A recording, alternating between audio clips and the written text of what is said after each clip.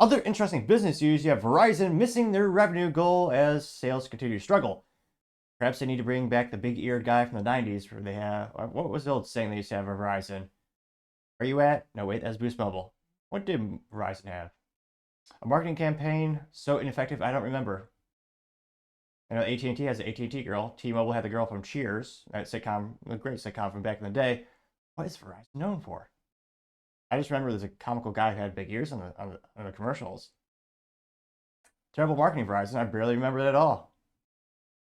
Yeah, it loses me at the moment. Let me know in the comments if you remember who I'm actually talking about.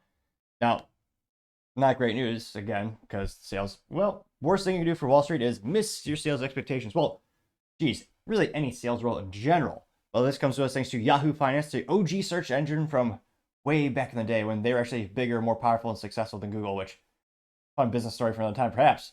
Now, they say specifically, quote, rising revenue misses estimates on slow phone upgrade cycle, which, don't get me started on how unnecessary it is to upgrade a phone. I just have the OG Samsung S10 still running strong, mostly. It's hard for me to fathom some people have so much disposable income where they get a new phone every 6 months or every year.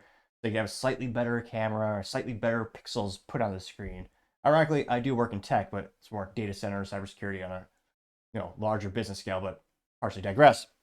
Now, I say, quote, Verizon Communications reported third quarter revenue that missed analyst expectations, weighed down by lackluster sale of hardware of new mobile phones, which, again, with Apple, great company, don't get me wrong, but wow, the new iPhone is slightly thinner and slightly better camera and slightly better screen. At a certain point, I think it's after 4K resolution, the human eye can't tell anymore, and it's just bragging rights.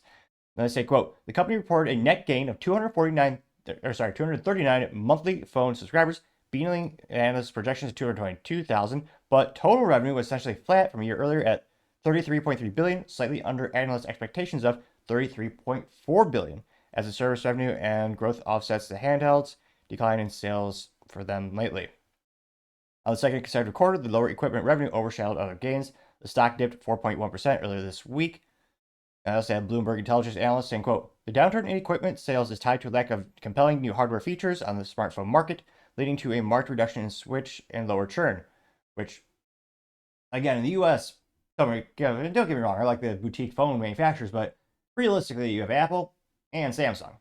And again, they make their phones a little bit better every year, but I mean, it really is diminishing returns, very similar to television sets. It's one of those things where, I mean, going from plasma to LCD to OLED, I mean, OLED is huge, and getting to 4K, that's great.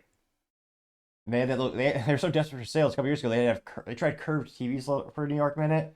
18 people bought them, but I mean, it's just, I mean, we went for the tube TV all the way to this. I mean, cell phones, TVs, the amount of innovation year over year is just diminishing it. They're trying to cram new features in there to get people to buy, but people aren't biting. Especially, I mean, right now we have unprecedented political and economical uncertainty. I know I say a lot, but shoot, it's true. You also have 40-year hyperinflation.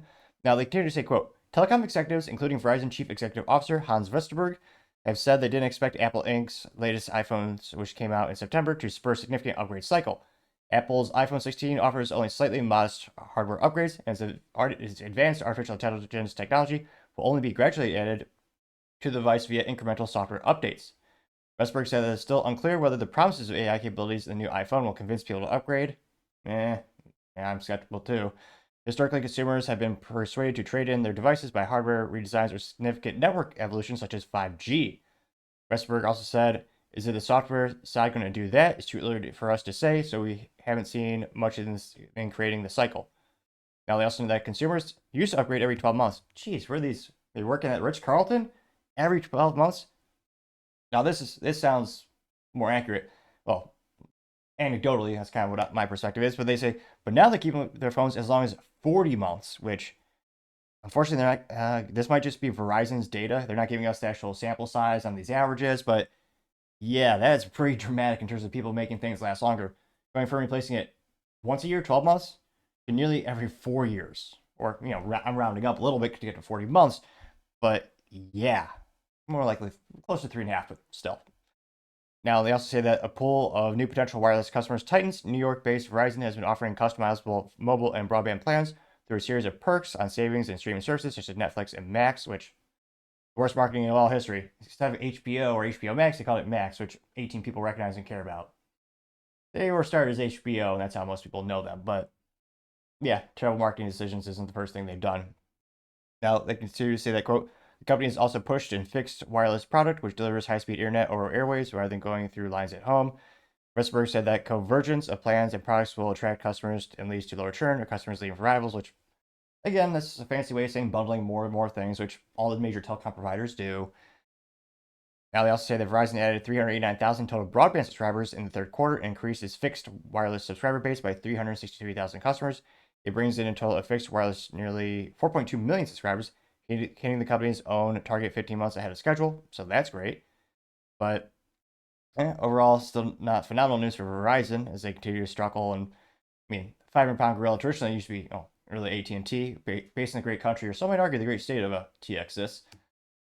But yeah, it'll be interesting to see. I mean, I'm not sure what new phone innovation we'll get for people to actually buy it. I mean, kind of traditional. There's some parallels to GameStop, in terms of you look at how they make a lot of money. It's used video games, people trading in for new consoles.